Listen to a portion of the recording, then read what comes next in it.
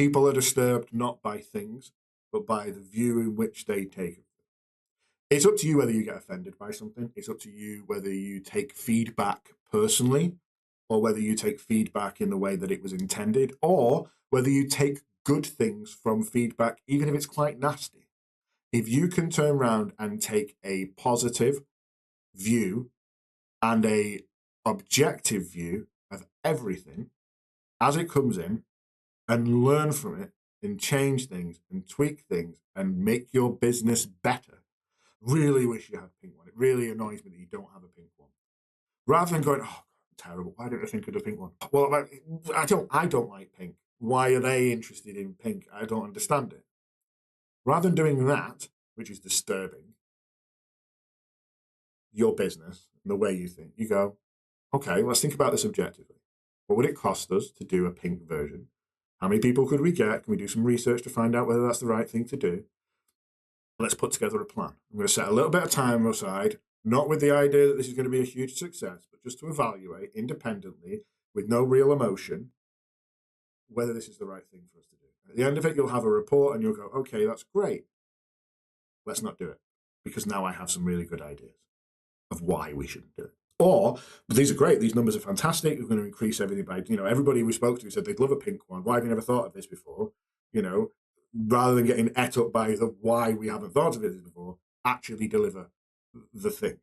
And that's the difference between being kind of stoic and thinking objectively, and then turning around and saying, what is it that we're going to do about this particular piece of feedback?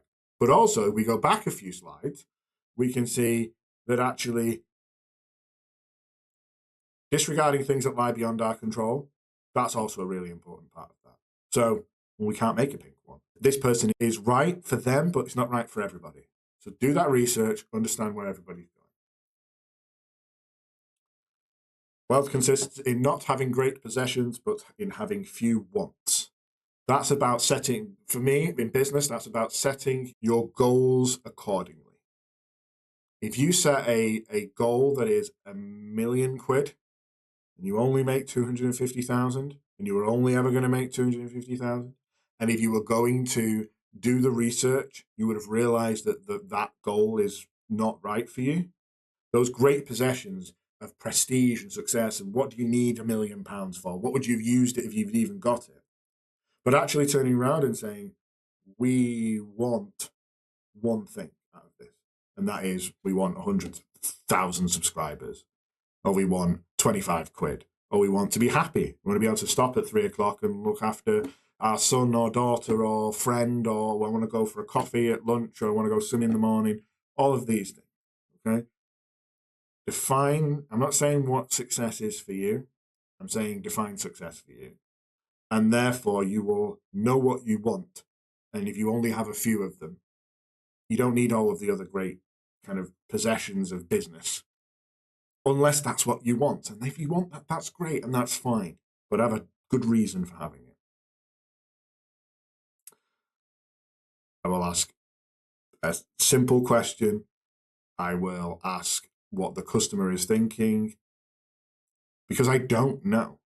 And I ask if I don't know, because I'd rather be thought a fool by someone else, which I can't control, but know more by asking that question as a consultant or as a business owner.